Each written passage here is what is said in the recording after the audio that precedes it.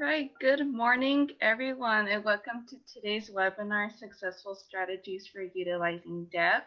My name is Itzel Becerra, CSA Professional Development Assistant, and I am joined by your presenters, Bill Morton, Municipal Finance Corporation, Saul Rosenbaum, Prager and Company, Albert Reyes, Kuda Rock, and Jeff Land from Brandeis Tillman, who are presenting remotely from their offices or homes. But before I turn it over to our speakers, I would like to mention that if you're watching this webinar in a group and everyone's registered, go ahead and make sure to email me at itselb@csa.net at the end of the webinar so everyone in the group can get credit for attending after the 48 hours. Everyone will get their certificates via their CSA profile. And also for the Q&A portion, if you move your cursor to your mouse in the lower hand of the screen, there's an area where it says Q&A. If you have any questions throughout this webinar, go ahead and type in your questions since everyone in this webinar will remain muted for the attendees. I'm not sure if everyone's familiar with Zoom, but it's pretty straightforward. And then also, we are gonna record this webinar, so it will become an on-demand webinar for everyone to view later on for the convenience. But yeah, so with that, we're gonna go ahead and start with our webinar. There we go. Great. Good morning, everyone. Happy Friday, and it's a beautiful May 1st here in Northern California, and I hope it's a beautiful day where you're at as well. I got a list of the roster of you as participants, and it's nice to see such a nice turnout. I recognize a number of your names, and I've had the opportunity to speak with either you or many of you or your districts in the past. The CSDA Finance Corporation was launched in December of 1988, 32 years ago. Since that time, the Finance Corporation has helped somewhere along the line of 200 special districts fund a wide variety of acquisitions and facilities and improvements. A list of those types of improvements have included headquarter facilities, sewer treatment plants, wastewater collection systems, water treatment plants, electricity, generation systems, water and electric distribution systems, parkland acquisition, park improvements, fire stations and fire engines, mosquito and vector control capital improvements, and cemetery land acquisition. As you and your districts consider the funding of critical projects, your boards and your management will be faced with difficult resource allocation decisions. The competing needs, limitations, and demands of multiple stakeholders have to be obviously balanced. Examples of these competing needs and limitations and demands include your constituents' demands for facilities and services, the need to fund ongoing and new initiatives contemplated by a strategic plan or a master plan, the need to renew and maintain existing plant and facilities, and some of the limitations that you're going to be faced with include the limits of your district's own financial resources. Other demands include the demands of regulatory authorities. And then finally, there's Mother Nature, including drought, earthquake, flood, and who knew, now we have a global pandemic. The CSDA Finance Corporation has developed a relatively simple framework that leverages limited financial resources in order to achieve optimal funding results. This framework prioritizes the district's mission while balancing organizational limitations with external and internal pressures, including those that I referenced above.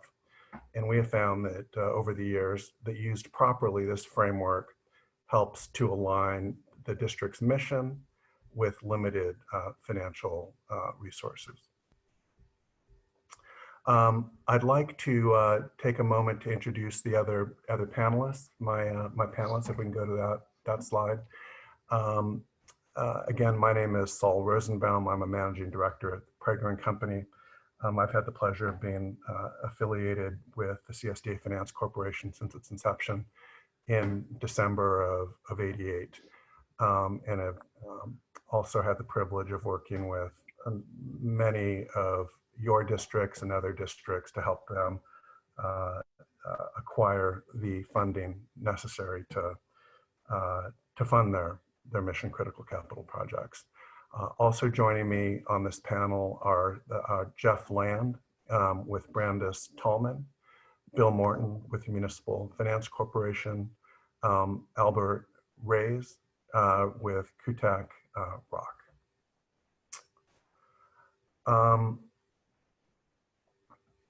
For capital projects that are essential to your district's mission, there are three funding options available. One, you can do nothing. Do nothing really means stalling, because if a capital project is genuinely essential to the district's mission, then doing nothing really just means you're putting off the inevitable improvement or acquisition. The second option available to you is to incur debt and borrow money. And the third is to pay as you go, which involves spending reserves and spending annual operating surpluses when they exist. The optimal funding decision will be informed by the answers to several questions, including, is the project critical to the mission of the district? Another question is, will the district's mission or its competitive position be compromised if the project is not funded? If the answer to either of those questions are yes, then the next question is not if the project will be funded, rather the next question is when and how will the project be funded? So as I just said, for capital projects that are essential to the district's mission, there are three funding options available. First being do nothing. And let me just quickly run through the advantages and disadvantages of these three options, starting with doing nothing. The advantages are that in the short term, rates, program fees, operating budget, and cash reserves are all unchanged and unaffected. The disadvantages include the fact that the failure to invest in mission critical capital projects may prevent the district from achieving its strategic goals, executing on its mission, and in doing so may compromise the district's long-term viability. Risks to this approach including increases in costs that will occur, if nothing else, due to inflation between now and the time that it's inevitable that the district actually has to do something to fund the project. Other risks including attracting regulatory scrutiny and the resulting adverse consequences from not making the required or necessary acquisitions and improvements. Another risk is that interest rates will increase, and if using borrowed funds is the way that the project ultimately needs to be funded, there's the risk that the interest rates will be higher, and therefore the cost of funding the project will be higher. And last but not least, there's the risk of incurring the unhappiness and restlessness of the district's constituents. The let's talk about the option of incurring debt and the advantages and disadvantages. The advantages include the preservation of the district's balance sheet resources may improve the overall credit profile of the district. Using debt allows mission critical projects to be funded at the lowest risk adjusted cost of capital, because all things being equal, historically, debt, and particularly tax exempt debt, has provided the lowest cost of capital particularly for tax exempt entities. Utilizing debt leverages a district's financial resources, allowing more projects to be funded sooner than a pay-as-you-go methodology would permit. Debt offers customized financing solutions to address the district's financial and capital structure. Debt spreads costs among all of the beneficiaries of the improvements, not just the current customers, but also future customers. Using debt can promote public support for district's mission because of the fact that projects are being funded in a timely fashion. And utilizing debt minimizes the risks of construction cost increases or the costs that or the risk that targeted land will increase due to inflation and market forces. The disadvantages of debt include the fact that debt service can introduce budgetary pressures in the short term, particularly, which may require adjustments to rates and charges, program fees, and operating expenses. Finally, there's the pay-as-you-go option. The advantages of pay-as-you-go, the primary advantage is that the project is owned, quote unquote, free and clear, and there's no encumbrance or nothing is owed to a third party. The disadvantage is that include the following. Spending balance sheet reserves will deplete financial resources and can weaken the district's credit profile. Other risks include, from pay-as-you-go, risks include delays to the project completion or the acquisition of the project, or the need to complete it or acquire it in phases because of limited cash reserves and operating surpluses. The same delays can result in the cost increases that I mentioned before, either to construction or land acquisition. It can invite regulatory scrutiny and consequences, which I mentioned earlier, because of the fact that perhaps the improvements aren't being completed in a timely fashion.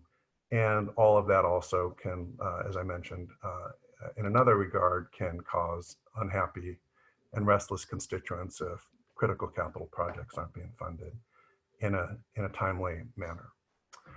With that introduction to the three funding options, I'm going to transition the slide deck to Albert Reyes from Kutak Rock and ask him to talk about the financing tools that are available for special districts. Okay, thank you, Saul. So if a district does decide to move forward with debt financing, under state law, there's a variety of debt instruments available to special districts, and which debt instrument to use is based on a variety of factors, such factors being what is being financed by the district, what type of project, what source of revenues are available to the district to pay debt service on the debt, and also what type of district you are, whether you're a community services district, rec and park district, a water district, or sewer, or sanitary, or that varies in terms of what your options are under state law. So in front of you are a few tools available to special districts that are sort of common to most of them. And the first one is the general obligation bonds, which is a bond issued by a district that is secured by a levy of ad valorem property taxes. This bond requires voter approval before issuance, and The voters within the district's boundaries must vote to approve the levy. And then after that is approved, the district is authorized to issue a general obligation bond through resolution, generally to finance real estate improvements.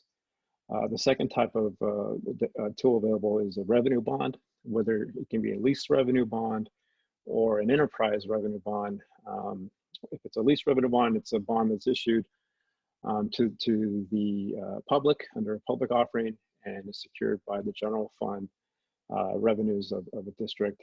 And an enterprise revenue bond is secured generally by the enterprise that the district operates, such as a water system or a sewer system, and the bond is secured solely by either the water system revenues or the sewer system revenues.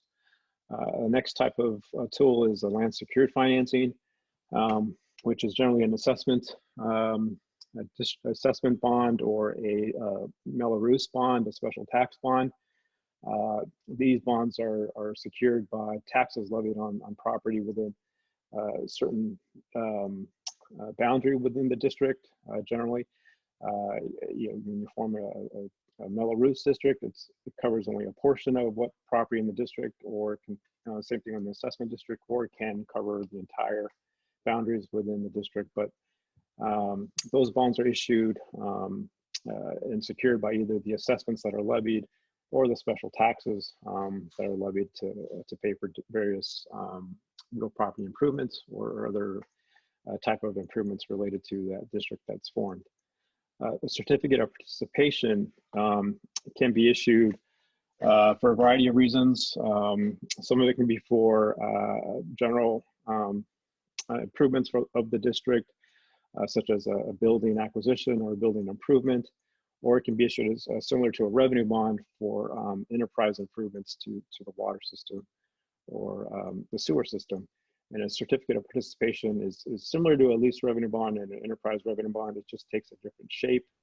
And it's generally secured by either the general fund revenues or the enterprise revenues of the district. And that's also generally issued on a public offering basis to investors.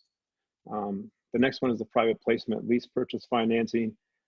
These are more common now for special districts because of the availability of seeking a bank to provide a loan to finance. And this utilizes a district's powers to acquire or to lease property. And so what you do is you have a district that enters into a lease agreement with a nonprofit corporation, and then the lease payments are made to the nonprofit corporation under that lease, which are then assigned to the lender.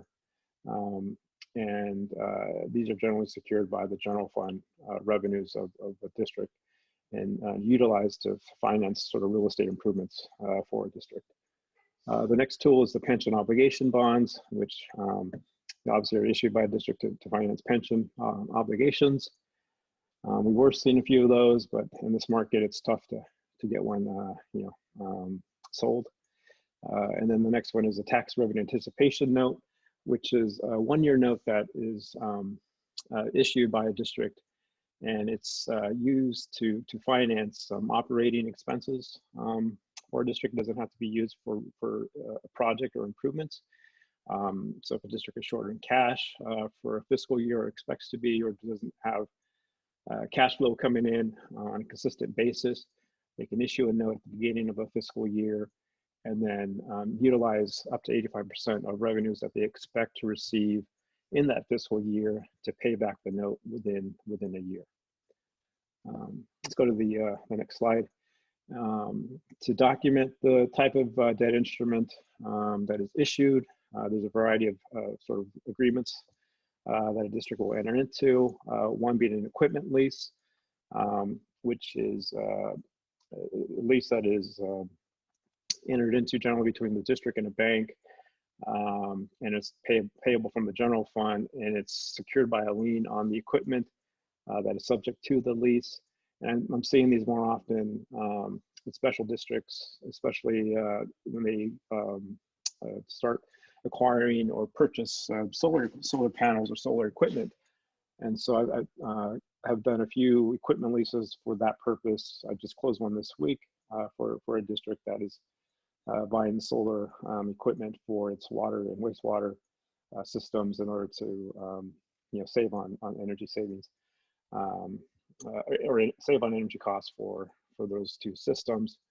And then the other one is a real property lease back, which I described previously as a lease agreement entered into between the district and the nonprofit corporation with the lease payments assigned to a bank. And so under that lease agreement, they have the corporation lease an essential asset or an asset, whether it be a building or a park or some type of asset that the district owns to the nonprofit, and then the nonprofit leases it back to the district, who then makes the lease payments. And the property is not sold to the nonprofit or in any way. Title does not change hands.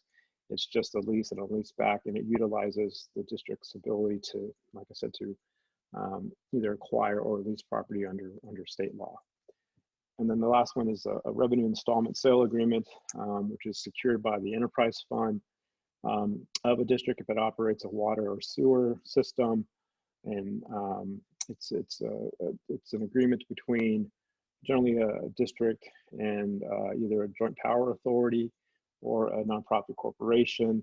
And the district sells the project that is being financed to the nonprofit or the JPA, and then makes installment payments to buy it back.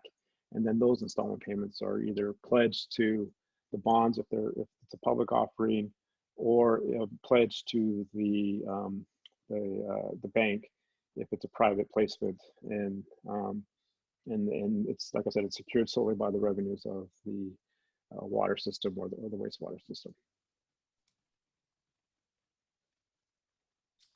Good morning. This is Jeff Land from Brandis Tallman, and I'm going to talk to you for a moment about the public offering method of sale. So I did take a look at our roster for today, and some of you, it looks like, may have some experience with doing public offerings, and some of you this may not. You may not have entered the market in this way before. So essentially what this is, for those that aren't as familiar, is, you may be familiar with the word IPO. If a corporation's going to go out and raise money, they'll do something like an IPO sometimes. So this would be your agency's IPO. We refer to it as a public offering. And it can be an exciting way to generate capital for your agency. I say exciting because it is exciting most of the time. Sometimes it can be suspenseful because you have a pricing day. So there's a single day in which we're going to be selling your bonds, and you'll be getting your pricing on that day. And I would say 90% of the time, your finance team is going to have you well prepared for what you will be seeing on your pricing day, and there would not be surprises. But as we have experienced over the last couple months, they're in a volatile market, there can be some surprises on pricing day. So I would say exciting or suspenseful, but most of the time it's exciting. So it is a public offering is a security that you issue and is sold to the public. It can even be, people in your own community. If you have, constituents of your community that are aware of your bond issuance, they would have an opportunity to purchase those bonds as an investor as well. So this is really an opportunity for community participation if you do a public offering. So myself as the underwriter, what we do is we purchase the bonds from you, and then we resell them to our investors. And our investors are bond investors, and they include retail investors. So those would be folks from your community, Mr. Smith, Mrs. Jones, just everyday folks that have maybe other occupations outside of finance. Then we also have investors that are professional retail. So these would be money managers for high net worth individuals. And then we also have institutional investors. So an example of an institutional investor would be like a money market fund or a mutual fund. So that's the mix of people that would purchase your bonds. And so the way that we communicate with them to alert them to a bond issuance is we send out what's called a preliminary official statement. And this is a fairly comprehensive document. It is the showcase of your agency. It gives you an opportunity to tell your story and who you are to a broad sphere of people, throughout the entire nation, mostly because we work with in all 50 states with our investors. So it is in that respect, it's a nice way to tell your story. It's a great document to have, even for future references to see where you are. It is time intensive. You work with attorneys such as Albert Reyes, who would serve as disclosure counsel on something like this. But that is the way that you communicate to the investor community, to the capital marketplace, to show your credit worthiness and describe the kind of financing that you're going to be doing. And it is really a key part of the due diligence that you would do in a bond issuance. Typically, if you were to finance new capital improvements, you have the option of doing a 30-year or 35 up to a 35-year financing term. And those rates, it's not variable rate. Those are fixed rates that we set on the pricing day.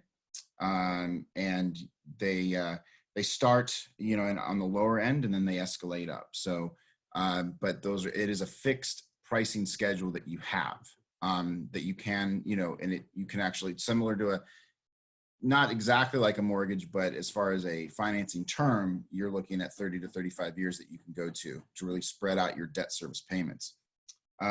You will go through, when you do a bond issuance, unless you're doing something like a raw land secured deal that Mr. Reyes referred to in the previous slides. Unless you're doing something like that, if you're doing any other kind of bond issuance, usually you're going to be going to a rating agency to get your credit rating. And your finance team really assists you with that process. The biggest thing that you will do in the rating process is you do have to have a rating meeting. That could either be an in-person meeting or a conference call. And the rating agency really wants to hear from you and learn about your agency. And so there's a whole process that's put together, but it's a really good opportunity to talk about, your financial solvency and who you are as an entity and how you operate with the rating agency. And then depending on how that rating comes out, that is what determines your pricing to a large extent. So with a public offering, you will see an increased cost of issuance because there is a good amount of work that is done to prepare up for a public offering, because a lot of the due diligence you have to, or your finance team has to be working on. Therefore, if you are going to be going out and doing a public offering, usually it makes sense if it's 3 million or above, because that way your costs of issuance are a lower proportion of your full financing amount. If you're financing $1 million, $1.5 million, 2 million, you're going to be seeing, that cost of issuance would be a, sizable proportion of your financing amount. However, you may be in a situation where you have no choice but to do a public offering, because one of the benefits to a public offering is your overall interest costs will be lower. To a large extent, your pricing might be lower than what you would see in a private placement, which Bill Morton's going to talk about in a moment. In addition, you're able to extend your financing term out, as I just explained, to 30 to 35 years. And so in that respect, you may have a situation where if you're financing a small amount of money, but you still can't afford that debt service, it might make sense to do a public offering. If you're financing, above 3 million, it really is worthwhile to evaluate both methods of sale. And I think with that, that's a good segue for Bill Morton to begin discussing the private placement. Yeah, good morning, everybody. I'd like to just briefly review the private placement approach to obtaining financing for your equipment or facilities project. A private placement is really kind of a fancy way of really saying a bank loan, in that the banks are really the primary institutional investors for a tax-exempt single investor municipal obligation. So a private placement is really not a whole lot different than going out and shopping for rates amongst your local banks. In this case, a public agency can directly issue an RFP for quotes, or do it more informally, contacting lenders, or it can use a placement agent, which is a company that would engage to basically do that on its behalf. The benefit there is the placement agent would be aware of all the different lenders in this marketplace, because unlike going down the street and shopping for a basic business loan, that in the municipal marketplace, it's not very clear. You can't pick up a yellow pages and easily identify which are the banks that are most active and offering the best terms in the market. When it comes to the terms, primarily what you're looking for is, of course, the bank that can offer the lowest interest rate.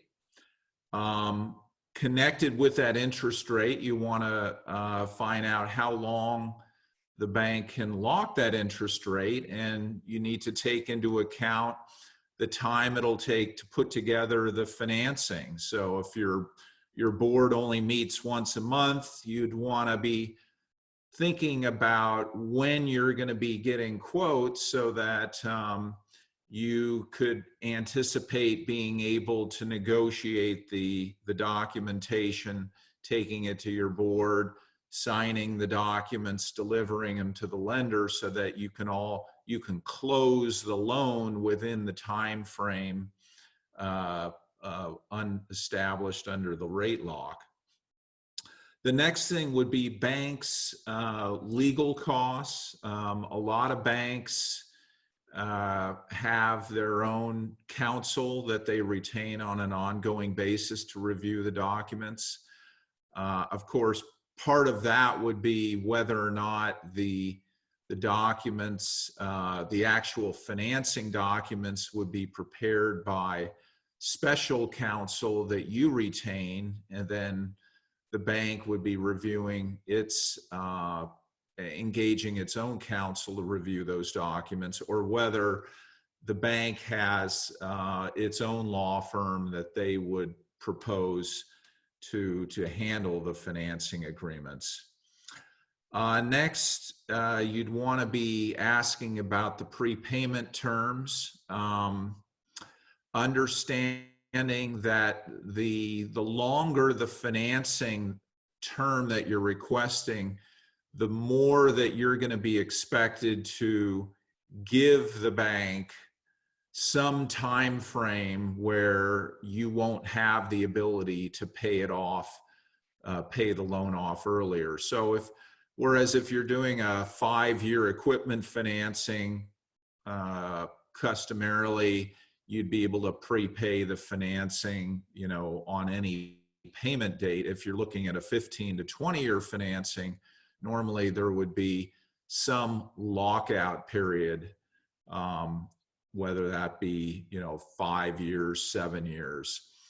The other thing to be aware of is there's two issues related to prepayment. There's one, when you can prepay, and then the second issue being what, if any, prepayment premium or penalty there is associated with paying off the loan early. So it's important to confirm not only when you can prepay, but if you are paying off the loan early, whether or not you're paying it off at par, which would just be at the whatever the current principal balance of the loan is, or whether you're having to pay, say, a 1% prepayment premium on top of the principal balance. The benefits of doing a direct bank placement financing, it's simpler. The documents, the stack of documents is a lot less cumbersome. You don't have an official statement, which is really the big time saver, because the preparation of the official statement will usually involve quite a bit of staff time on the part of the agency to assemble economic demographic information on the district. So again, you get the benefit of streamlined transaction, less time. Because there's no official statement, and that you don't have then a rating associated with the transaction, that would be lower costs of issuance than a public offering. As Jeff pointed out, in the public offering, however, usually you will get a lower interest rate to the extent that you qualify for a good investment grade rating. So there's the trade-off between the two of lower rate and higher costs of issuance in a public offering versus more likely higher rate and lower costs of issuance in the case of a private placement. And so somebody needs to do an analysis, and we at CSDA are there to evaluate the sort of the private placement versus public offering question about, given the size, the term of the financing, the expected credit rating that your district could get, whether or not a public offering or a private placement is more advantageous. Now, one of the things that that even if a private placement is a little more advantageous cost-wise, you are limited generally to a 20-year max term, and that's just generally the limitations on the part of the banks.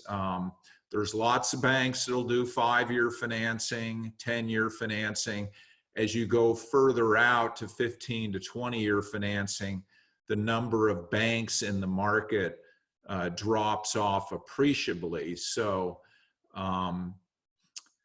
if you're looking at a financing where the only way to make it cash flow for your district is to do say a 25, 30-year term, you may have to go the public offering route, even if the financing is not that large, and it would conceivably be more cost effective to do a private placement if you could keep it to a shorter term of 15 to 20 years. So having said all that, Jeff, I will turn it back to you to talk about the CSDA TRAN pool. Thank you, Bill. So yeah, I'm gonna, at this point in our little webinar, I'm going to address the elephant in the room right now. As I am working from home, and I think many of you are as well, and we are dealing with an unprecedented crisis right now. I'm sure many of you, while the information about financing is extremely helpful, especially the discussion regarding the evaluation whether to finance improvements or pay as you go, you may be in a position where you are burning through reserves. You may be in a position where you were intending on paying cash for some needed capital improvements, because if you don't do those improvements, you will be looking at more expenses down the line.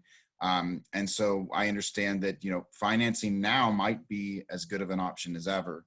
However, we know that there might be even more immediate needs if you are in a position where you're a rec and park district who has had to shut down and you're no longer creating fees for services. If you are a sanitary district or water district, and you may have some ratepayers, and maybe you have a high concentration ratepayer that could be in some financial trouble and having a hard time, paying their bills. You could be looking at a immediate loss of revenue right now in the short term as we're trying to get through this. And so that's why at CSDA we've heard some of you. There's been a lot of inquiries since this began, and we are in the process of building a tax revenue anticipation note pool. Some of you may have seen emails from Neil McCormick or in his announcements every week that there's a survey out to fill out if you want to participate in this TRAN pool, as we call it. And you also may, in the news, you may have read about a federal program. There's a federal liquidity program, which is essentially what we're talking about. They have a federal program, which is a TRAN, essentially, among other short-term financing methods. The federal program is probably more catered to larger populations, larger agencies. This program really is specifically catered for the special districts in California. And that's why it's CSDA that's offering it. So with that, I'm just going to talk about what it is exactly in case you may not be as familiar. It's issued in anticipation of tax receipts or other sources of future unrestricted revenue, such as, such as property taxes, if maybe you're going to expect, some late payments on fees or rates. That's what this is structured to help bridge.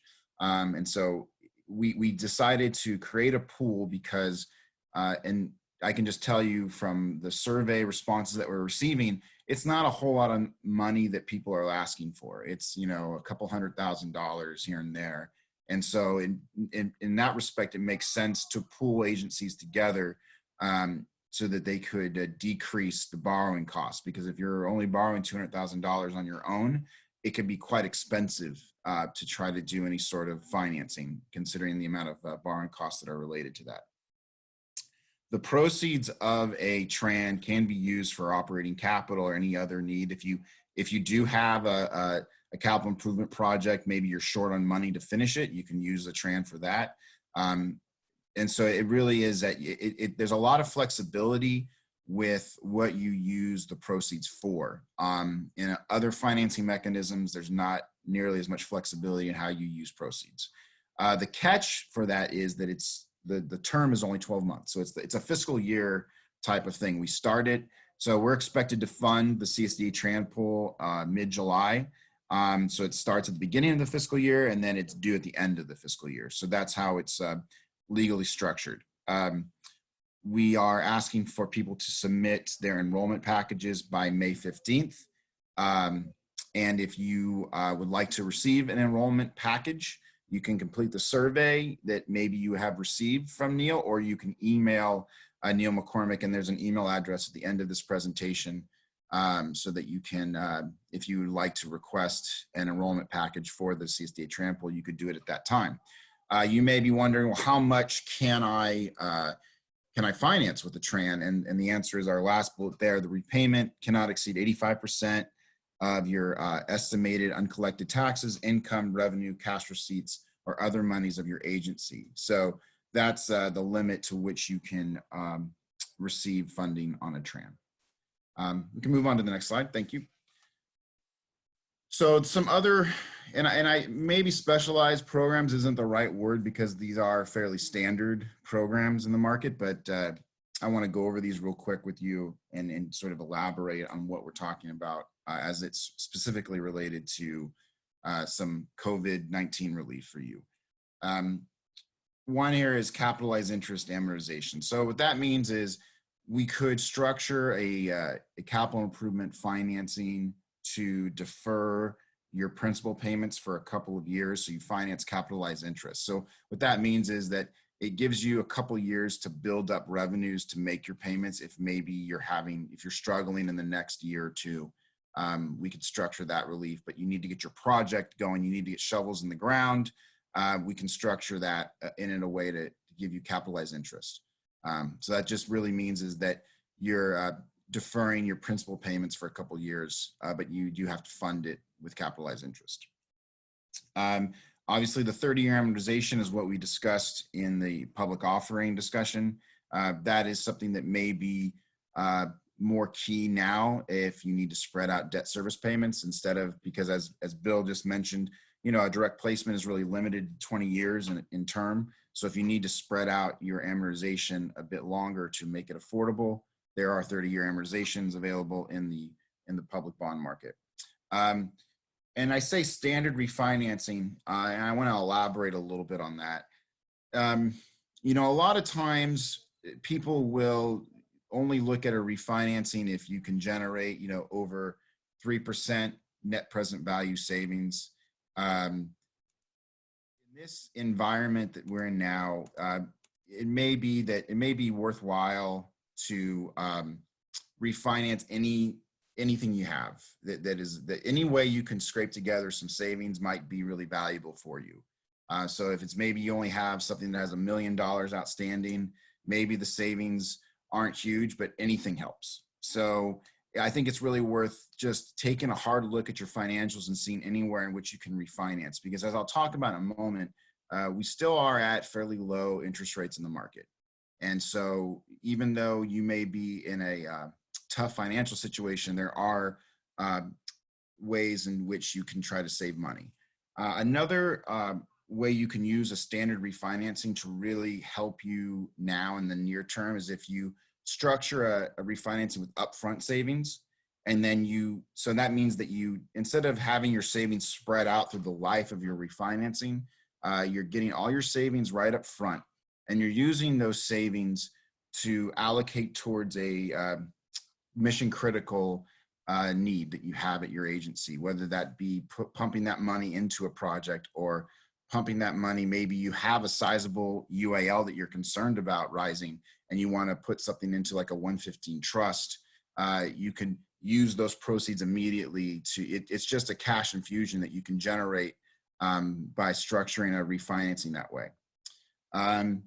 The next one here, there's forward delivery and Cinderella bond refundings. I don't want to get into too many details regarding these, but I do want you to know that in the event that you have a debt obligation and it is not eligible for refinancing for maybe a couple years, but you want to take advantage of where the market is right now, these are the two methods in which you could potentially utilize a refinancing. And if you want more information about a forward delivery Cinderella bond, please email Neil McCormick. I put that there just so you understand that like I said, if you have something that is not going to be callable for a couple of years, it doesn't necessarily mean you can't do anything with it. Final here is extended working capital lease. This is really, I'm going to be perfectly honest with everyone. This is to use if you are in a very desperate situation. If this is like, I'm going to break the glass and press the red button type situation. And what it is it's like a Tran, but it's extended out 5 years. And you have to use an essential asset to secure it. I will say with this, it is going to be very expensive for you. But if you're in a situation where you don't think you're going to have a recovery in the next year and you need a couple more years to build up revenues, but you have a operating need now, it's something to discuss with us. It is a program that is currently in development and we are working with lending partners to do it. But I wanted to show it to you as an option that could be available if you're in a really desperate situation. And as you look down to just interim financing and bond anticipation notes, these are fairly standard, but you may be in a situation where you're waiting on an SRF loan or USDA loan. And maybe in the, 6 months ago, 3 months ago, it was perfectly fine to just allocate your own cash to get your project started while you're waiting for those grants or that type of subsidized funding to come in. But if you're in a situation where you cannot wait and you need, to finance that start of a project, we can fund it with a bond anticipation note or interim financing. And with that, I think we can move on to the next slide. So this, I won't go into too many details on the market commentary, only to say, if you look at this graph, everything looked pretty normal up until March. You see, you know, a lot of consistency. We actually were in a really nice, constant, firm market for a long time, and it was great for issuers. And then as a result of COVID-19, the crisis, which, you know, definitely put a lot of pressure on the capital markets. You can see where the emergency rate cuts happened, and then you can just see a lot of craziness. Those lines, that green line that you're seeing, that's not normal. That is extreme volatility, and we sure experienced it in March. Fortunately, things have stabilized for the time being. We are seeing issues now coming to market, which is great. You know, I think that we had 1 week or 1 day in which we didn't have any California issues. So that was very rare, but that is since we're beginning to come back now, and issuers are coming to market, but more importantly, we are seeing buyers coming back to the table, which is a huge thing. And it's a huge relief. As an issuer, as an underwriter, we were able to really, there's been a lot of hard work done to bring buyers back into the market. And we are now on, I think, a track in which we are the capital markets have now stabilized for the near term. The reason why I'm sort of jumping on my words here is because we just don't know exactly what the future will hold. But for now, things have definitely stabilized compared to where we were 4 weeks ago. And we can move on to the next slide. Okay, preparing your district for financing, and this is a topic that's really more important than ever right now, because very clearly from the standpoint of banks, the private placement market, that all banks are scrutinizing credits very intensely. And so whenever your district is looking at going out to do financing, that it's more important than ever that you present your district's financial position in the best possible light. First and foremost, what lenders are looking for is, as you might imagine, stability in both income statement and balance sheet.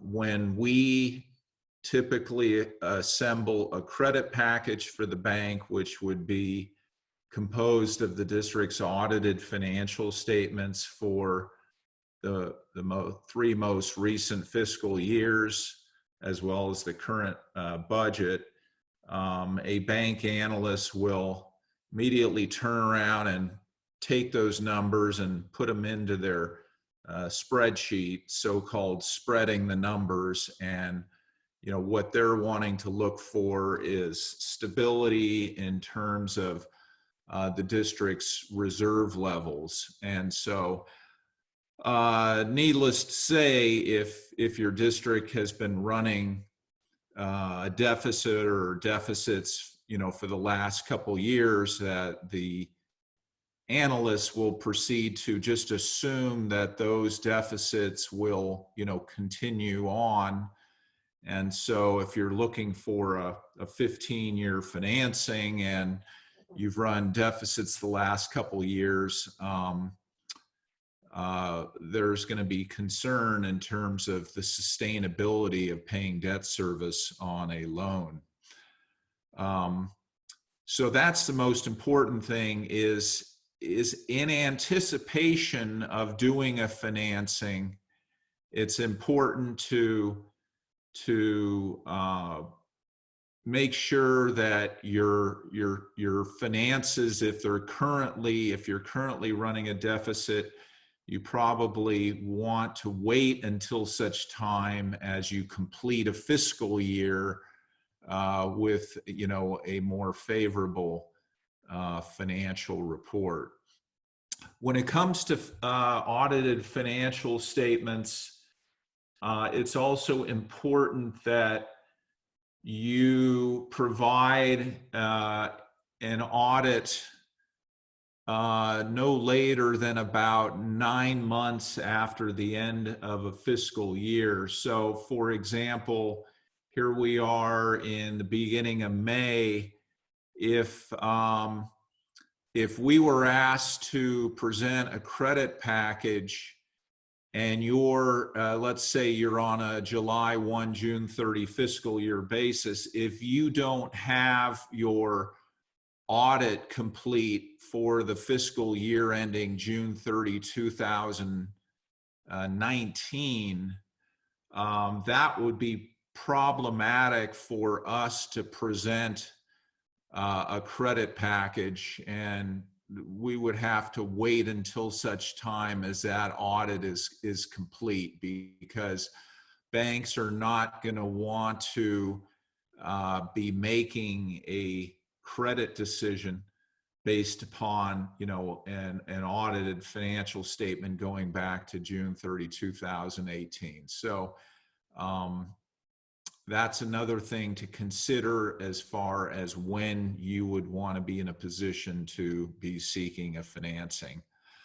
So again, avoiding structural deficits, maintaining liquidity.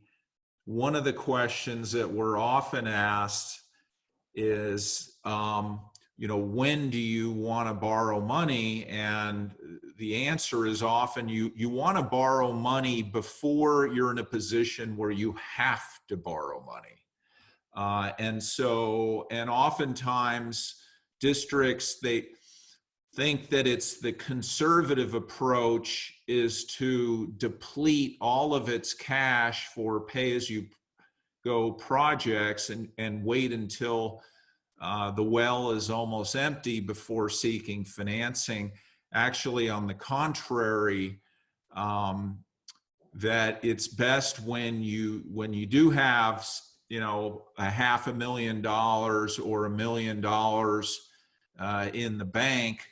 That's the time that you want to borrow $1 million, as opposed to spending those reserves down to precariously low levels, because a bank is going to be looking at the loan amount as opposed compared to not only the annual revenues of the district, but looking at it proportionate to what are the current liquid reserves of the district. So balance sheet liquidity probably in today's market is more important than ever. And finally, be strategic, think long-term, and prioritize, you know, the mission critical projects. Now is the time where banks are going to be looking at a financing in terms of how critical is that financing for the district. And is it something that you can get by without, and it's just, or is it something that absolutely needs to be done in order for you to be continuing to provide your service to the customer? So very clearly, when credit markets are tight, where things are scrutinized more than ever, it's very important that you, within your 5-year capital improvement plan, really focus and prioritize on what are the capital improvements that absolutely need to be done versus things that you'd like to get done, but can be pushed off to a later day if need be. So having said that, I will turn it over to Albert to talk about local debt policies. Yeah, thank you, Bill. I know we're running low on time. I think we're already at the hour mark, so I want to kind of leave time for questions for people. So I'll just quickly go through this, the next 3 slides, just to give the headlines of the topics. And the first one is the local debt policies. Just to let you special districts know that if they do a financing, that they're required to have a debt policy in place prior to the issuance of the debt. And as bond counsel, I generally help my clients prepare that debt policy, and that's taken to the board for approval to have in place before they finance. The next one is the continuous disclosure requirements. There were some amendments made to Rule 15C-212, which require issuers of public debt to provide ongoing disclosure to investors. There were 2 new events put into place that are for continuous disclosure agreements signed after February 27, 2019. And those relate to the incurrence of financial obligations, such as a private placement loan or financing. And then the other one relates to if there's any kind of financial troubles related to that financial obligation. Event notices must be filed within 10 business days to EMMA to let investors know about either the incurrence of the financial obligation or the financial difficulties related to that financial obligation.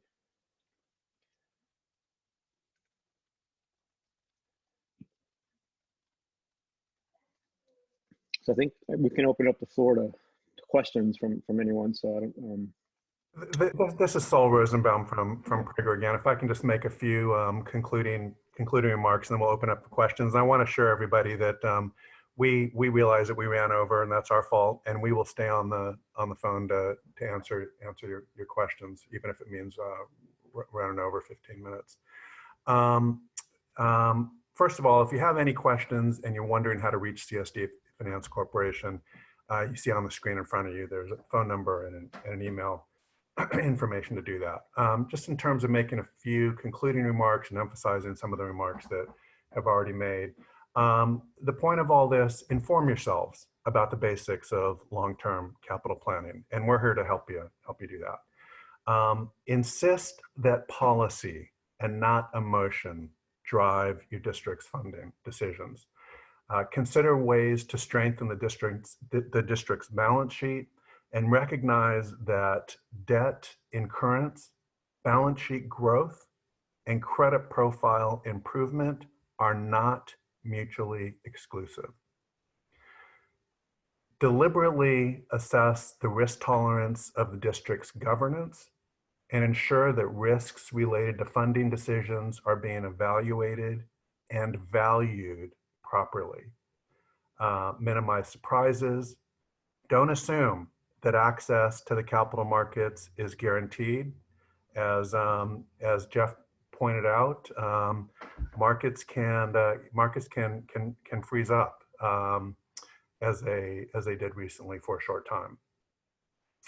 Review your existing debt, if any, to ensure that it remains appropriate in light of the review of your district's risk tolerance that I just referenced.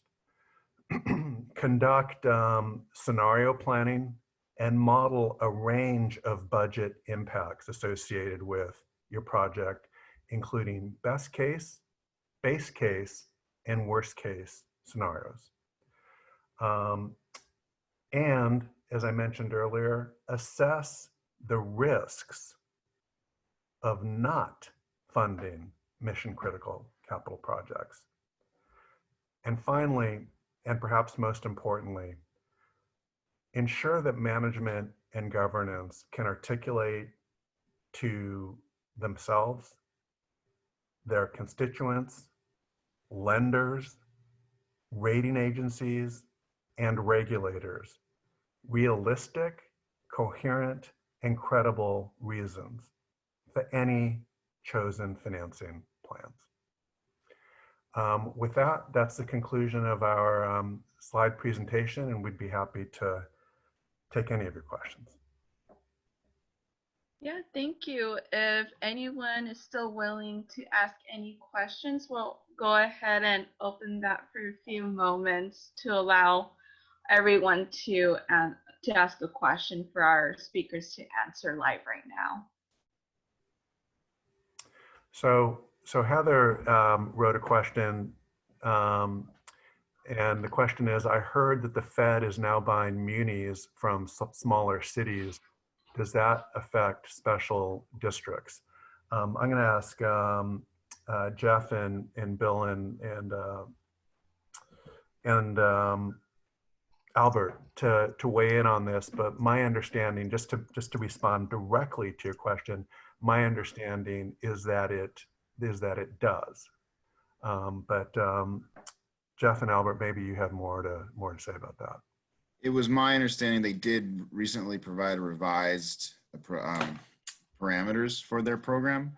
Initially, when it was out, it was meant for cities or counties or states that had, I think the city needed a minimum population of 1 million, the county a minimum population of 2 million.